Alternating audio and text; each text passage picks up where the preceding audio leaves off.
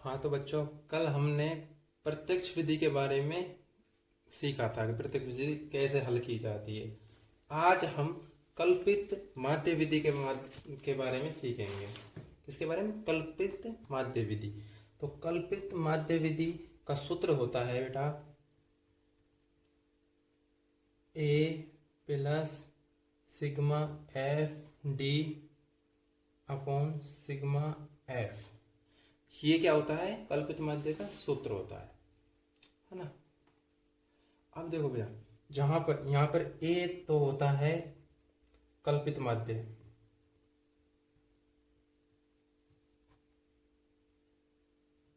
ठीक है।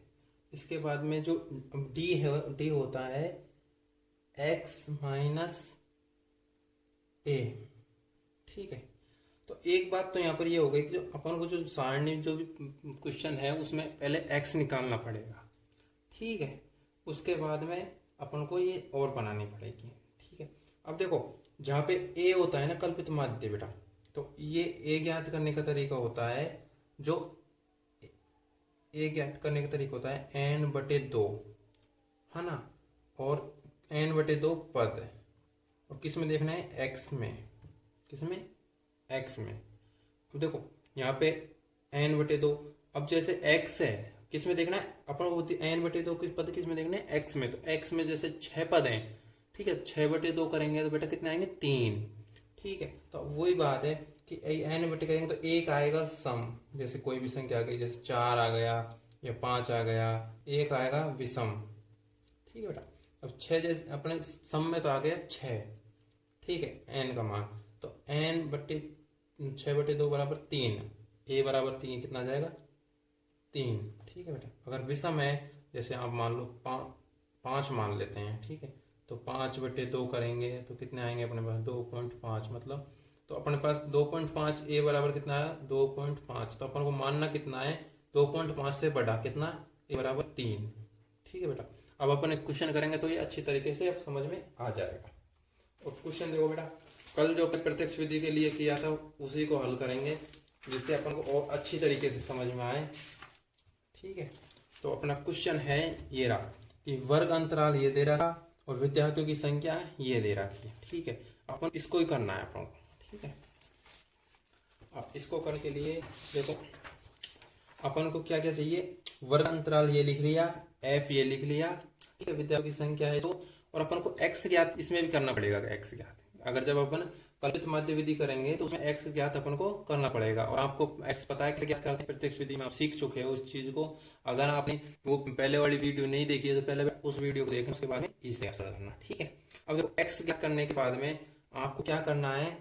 देखो अब मैं आपको डी और एफ डी ज्ञात करना है, ठीक है। इस सारणी में क्या ज्ञात करना है? डी और एफ डी, है ना। अब डी और एफ डी कैसे ज्ञात करते हैं ये देखो आप। तो देखो मैंने क्या लिखा है? डी बराबर एक्स माइनस ए, ये लिखा है। तो देखो x अपने पास ये है और a ज्ञात करना है, और a क्या होता है? कल्पित माध्य। और कल्पित माध्य किस में ज्ञात करते हैं?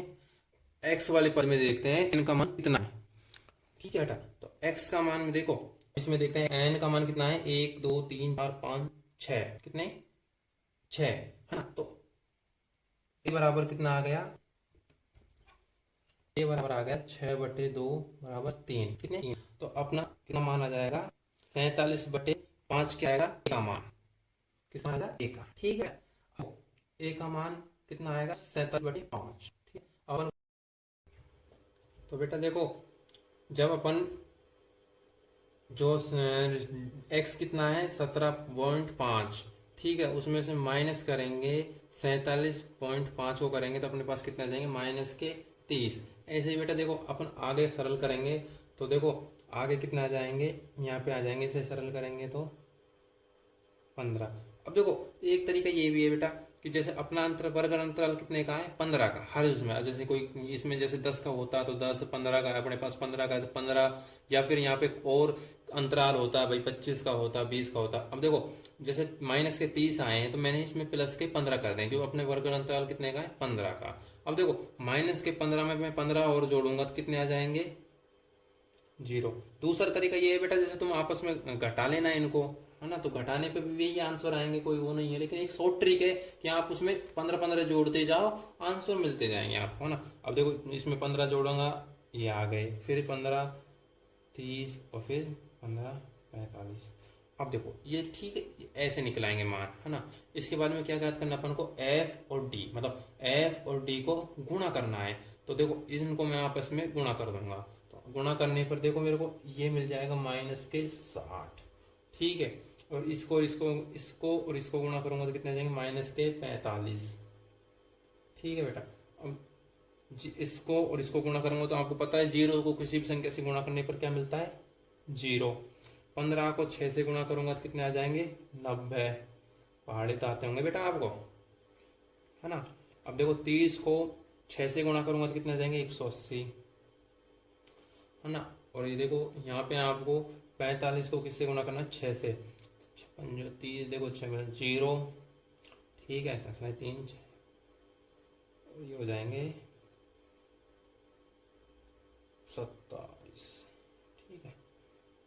हाँ अब देखो इसके मान निकले अपन को, तो क्या कहता है, सिग्मा एफ डी। अब देखो टोटल करना है, तो ये माइनस के हैं, ये प्लस के हैं, ठीक है। इनको जोड़ लो, इनको जोड़ लो, और बाद में प्लस की संख्या में से माइनस की संख्या घटा दो। तो घटाने पे आपके पास कितने प्राप्त होंगे बेटा, यहाँ पे आए मिलेंगे आपको 435। कितने, 435, क्योंकि ये देखो 5 और 4 105 तो ये हो जाएंगे बेटा आपके। और इनको जोड़ लो, इनको जोड़ने के बाद इनसे घटाओगे तो 435 बचेंगे, ठीक है। इसके बाद में अपन को दूसरे क्या ज्ञात करना है, दूसरा अपन को ज्ञात करना होगा सिग्मा एफ। कौन सा, ये कितना है अपने पास, आपने कितना आ ये अपने पास है 30, ठीक है। देखो इनको आप जोड़ लोगे तो कितने आ जाएंगे, 30, ठीक है। 30 आ गए। अब अपना सूत्र क्या है, देखो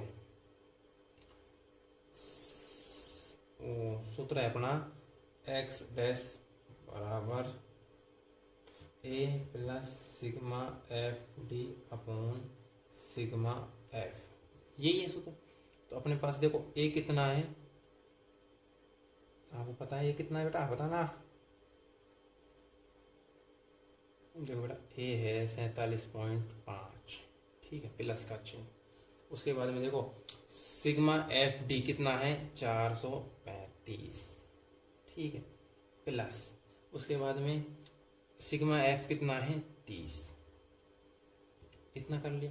अब बेटा कुछ नहीं है, इसको सरल करना है, ठीक है। जब आप इसको सरल करोगे तो कितने आ जाएंगे, देखो यहाँ पे आ जाएंगे 47.5 सॉरी, प्लस जब इस 30 से इसका भाग दोगे इसमें, तो इसके पास आपके पास आएंगे बेटा 5 8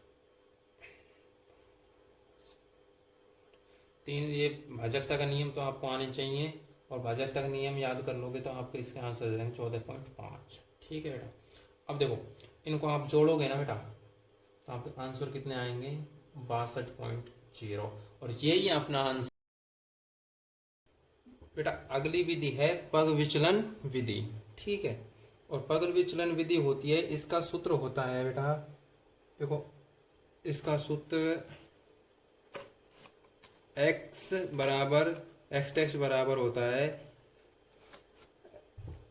x डैश बराबर a plus sigma F you upon sigma F into H, ये होता है इसका सूत्र।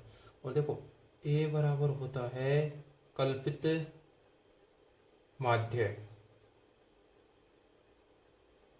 ठीक है। इसके बाद में u बराबर होता है बेटा d अपॉन h। अब देखो तुमने अगर पिछली वीडियो देखी है तो उसमें आपको पता है d क्या होता है और d कैसे निकाला जाता है, ठीक है। और h होता है जो होता है वर्ग अंतराल, ठीक है बेटा। और देखो ये आपको इतना तो आपको वो है कन्फर्म, ठीक है। इसके बाद में अपन अब करते हैं क्वेश्चन को सरल, ठीक है। और क्वेश्चन अपना पिछला वाला ये सिर्फ अपन को तो विधि जान सीख रहे हैं, विधि कैसे करें। तो देखो क्वेश्चन वही है, ये रहा क्वेश्चन, ठीक है। अब इसमें देखो हमें क्या करना है, सिर्फ वर्ग अंतराल वही है, विद्यार्थियों की संख्या भी वही है, ठीक है। और देखो एक बार में विद्यार्थियों की संख्या, इसके बाद एक्स कैसे ज्ञात करते हैं ये आपको बता दिया था मैंने, इसमें ए क्या है, देखो ए ये रहा, ये आपको पता है n/2, है ना, याद है ना आपको, n/2 से निकालते हैं वो। ठीक है, फिर आपको ये पता है डी कैसे निकाला जाता है ना। अब अपन को क्या ज्ञात करना है, मतलब आपको डी तक तो ज्ञात करना ही पड़ेगा पग विचलन विधि में। ठीक है, और अगर आपको कल्पित माध्य विधि निकालनी है तो आपको एक्स ज्ञात करना पड़ेगा। ठीक है, और जब आपको प्रत्यक्ष विधि से तो आप सीधा कर सकते हो, सबसे सरल विधि प्रत्यक्ष विधि रहती है, लेकिन बेटा एग्जाम में जोन सा क्वेश्चन जिस विधि से पूछा जाता है उसी से सरल करना पड़ेगा, नहीं तो आपको नंबर नहीं मिलेंगे। अब देखो D/H, ठीक है, मतलब D तो अपन को ये दे रखा और H क्या है, वर्गों का अंतराल, वर्गों का अंतराल। ठीक है, अब देखो यहाँ पे D कितना है, -30, ठीक है, और यहाँ अंतर कितना है, वर्गों का 15 का। ठीक है, तो -30 पौन 15 करेंगे तो कितने आ जाएंगे, -2, उसके बाद में कितने आ जाएंगे, -1। अब देखो बेटा ये चीज तो आपको पता होनी चाहिए कि भाई जब आप 0/7 करोगे तो कितने आएंगे, 0। ठीक है, इसके बाद में सॉरी बेटा, जब तुम्हें जो 0/15 करोगे तो 0 आएंगे, है ना, और इसके बाद में देखो जब 15/15 करोगे तो 1 आएगा, है ना, ऐसे यहाँ पे 2 आ जाएगा, यहाँ पे 3 आ जाएगा। ठीक है, ये ज्ञात करने के बाद में आपको क्या ज्ञात करना पड़ेगा, FU, मतलब F और U को गुणा करना है। ठीक है, तो देखो जब आप 2 गुणा -2 करोगे तो -4, -3, 0, 6, 12 और ये 18। ठीक है, अब कुछ नहीं बेटा, अब इसको आप जो क्वेश्चन उसमें सूत्र में रख दो, है ना, तो A+FU/σF × H, ए कितना है बेटा, 47.5 इंटू, देखो यहाँ पे FU कितना आ जाएगा, ये देखो इनको जोड़ लेना, इनको जोड़ लेना, तो यहाँ पे जाएंगे 29। ठीक है, और ये अपने पास है ही 30, देखो यहाँ पे हो जाएंगे 29/30 इंटू में अपने पास देखो वो क्या कहते हैं, H कितना है, वर्ग अंतराल कितना है, 15। ठीक है, अब देखो एक तो आप इन्हें सरल कर सकते हो, काट सकते हो, ये काट दिया 2 से। ठीक है, इसके बाद में और सरल कर लेना, तो सरल करने के बाद में 47.5 प्लस में 14.5 और ये आ जाएंगे 62, है ना, और यही अपना आंसर है। अब देखो तीनों विधियों से सवाल के आंसर एक ही आ रहे हैं, लेकिन अपन को विधि आनी चाहिए तीनों का तीनों। ठीक है बेटा, क्योंकि एग्जाम में जिस विधि से पूछेगा हमको उसी विधि से करना है, जब ही हमको नंबर मिलेंगे, नहीं अपन को नंबर नहीं मिलेंगे, है ना बेटा। धन्यवाद, थैंक यू। अगली विधि में हम और कुछ नया सीखेंगे।